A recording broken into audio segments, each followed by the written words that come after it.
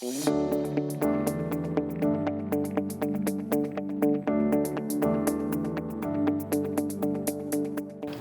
when the Medicare started, they created a fee schedule that if you accept a patient who had Medicare, that Medicare willing to give you this kind of money, this much money. So if you do that service, so that will be a fee for service. So if you see a patient for physical, there is a code for it and there's a fee for it, and Medicare will pay 80% of it and 20% will be paid by patient or supplement insurance. So that is what called fee for service. So Medicare has a fee for each process patient has to go through. So there's a fee for seeing patient, there's a fee for x-ray, fee for echo, fee for going to a hospital, things like that. So this is called fee for service.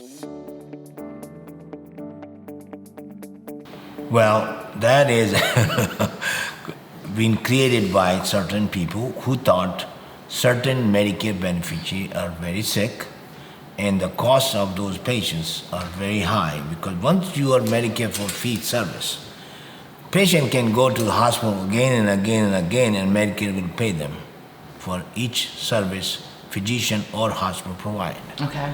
So somebody came with the idea that, who can manage these patients better? So big insurance company came, we can do it. So you give us some money and we'll take care of the patient. So what Medicare gave a choice to a Medicare beneficiary that you can sell your Medicare for fee service to a Medicare Advantage Plan, and they will take care of you, and then they have different system what they have to do. So some Medicare Advantage Plan will have this certain thing, like you go to a physician, you go to a copay for it, or things like that. They create a system. Their goal was they were trying to convince Medicare that they can reduce the cost of healthcare by managing a sick patient better than Medicare can do.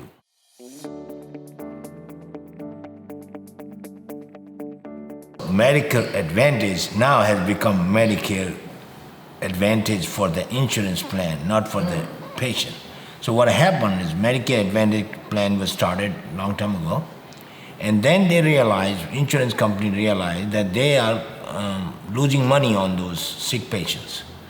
So they want to close their Medicare Advantage Plan. So the government said, no, we want you to survive, we want to help you, tell us what can we do. So they came with the idea that give us more money if the patient is sick, and less money if patient is healthy. So this MRA, called Medical Risk Score, was created. So if the MRA is 1, you get, certain amount, like $14,000 now per patient, and it changes with county to county. But if your MRA is 2, you get double of that money. If MRA is 3, you get 3 times the money. So Medicare Advantage get money from Medicare depending upon how sick patient is. So Medicare Advantage has become a business that they found a way how to make money from Medicare patients. So a lot of insurance got into the system of recruiting all these fee-for-service patients in their plan, because they know they can make money for themselves.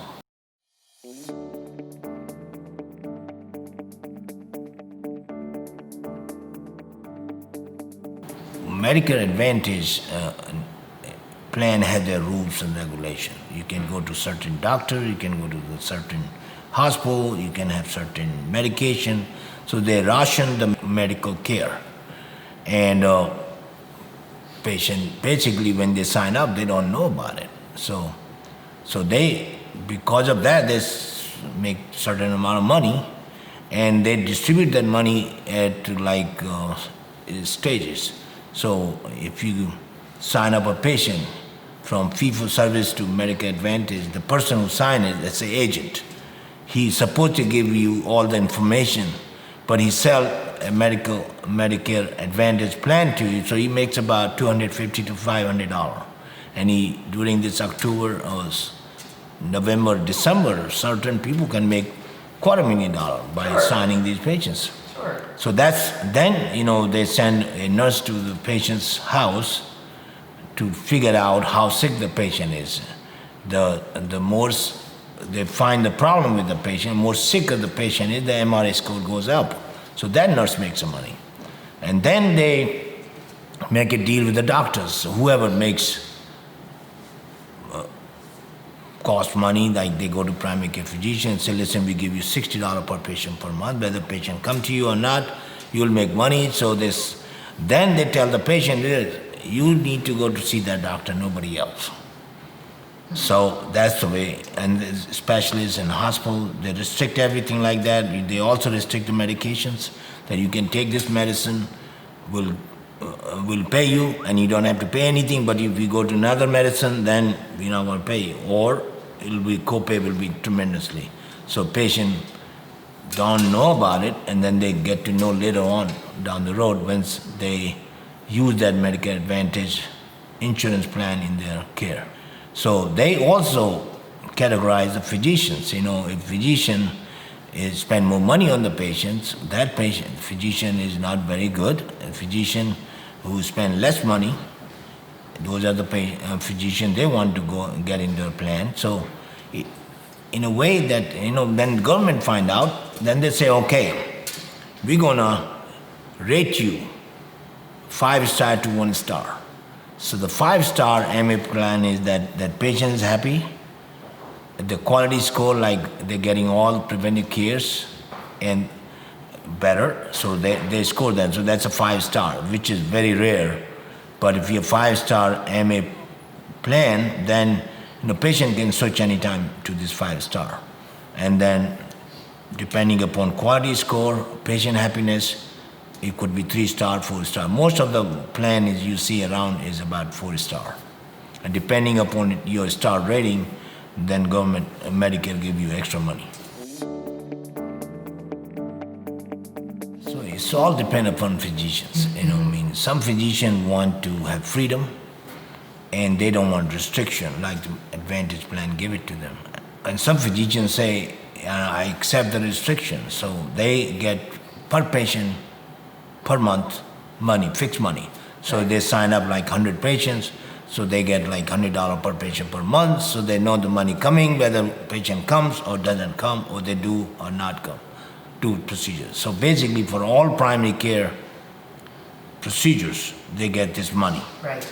Basically, in my mind, that's not a whole lot of money.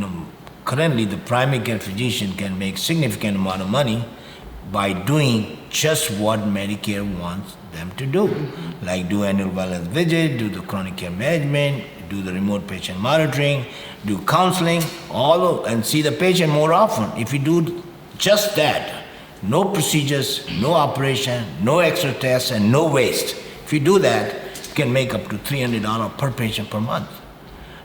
So, and the most Advantage plan will give you $100 per patient per month.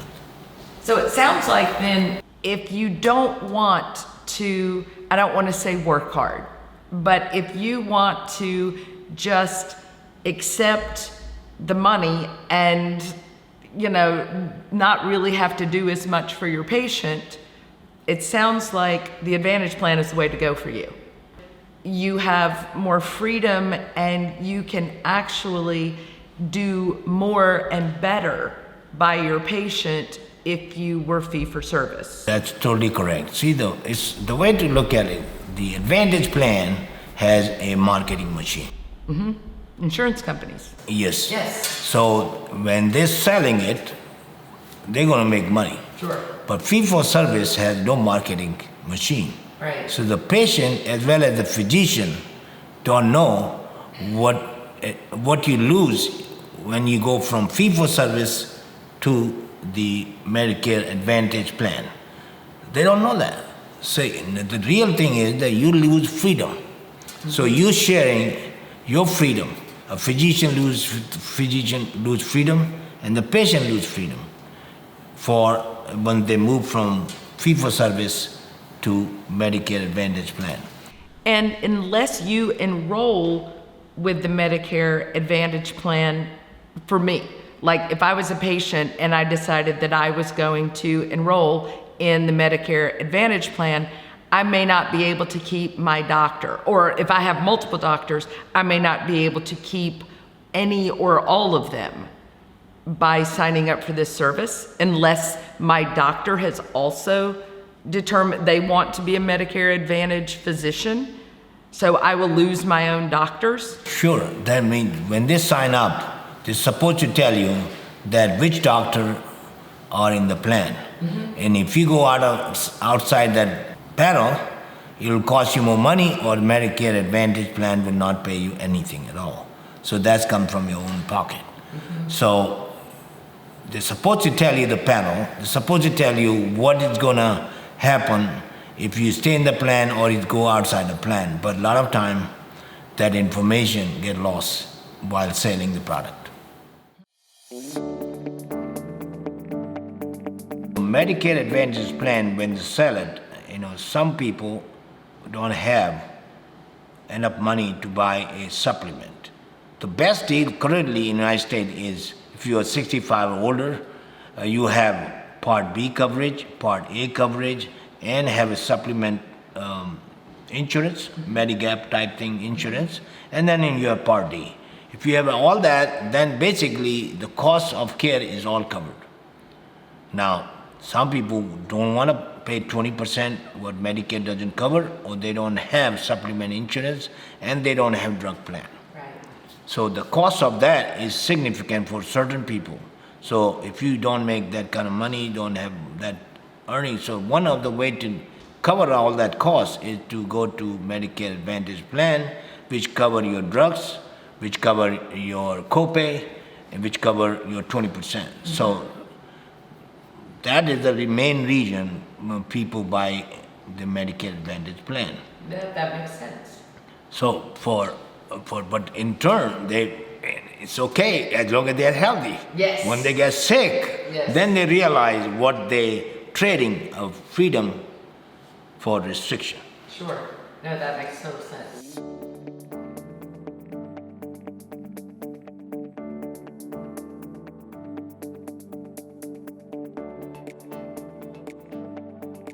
ACO, Accountable Care Organization, one of the best program Medicare came up with. ACO is a accountable care organization which basically make a deal with Medicare that will take care of 5,000 patients or more throughout the year, and if the cost of the care is less than the cost of care a year before, that's called benchmark, and patient care is better than previous year, quality care is better, then the money you save, you can get half of it or 75% of the money to your organization. So that has been very successful. Doctors ACO, one of that organization, we have like 12,000 patients, and we have significant amount of saving. We save like $6.5 million. So in order to get us that money, we have to make we save like $13 million. So the quality score has to be high. So our quality score was 97%. So patient not only get better care, they also get high quality care. And based on that, Medicare give you the saving. I recommend that if you can afford Medicare, you can afford a supplement plan or afford the Part D plan, you should find a doctor who is an accountable care organization. And through that doctor, he gonna take care of you. He will do a preventive care, he'll sit down with you, he'll see you 4 times a year, and he will be available whenever you need him.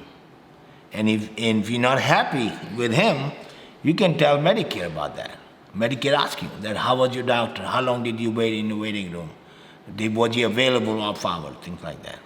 So one of the best way of getting long-time care, like next 20, 30 years, if you're going to live for 100, you get to a doctor who is in accountable care organization and enjoy your life. You go to Medicare.gov and you can search your doctor. I mean, a lot of information available now. Or if you like a doctor, you call him up. Are you an ACO? If you're not ACO, then go to the next one. That makes sense. So we recommend independence, we recommend ACO, we recommend freedom. And we recommend do things what Medicare wants you to do to keep you healthy. And that way you generate significant more revenue than you go to Medicare Advantage Plan and put chain on your mind and your hand.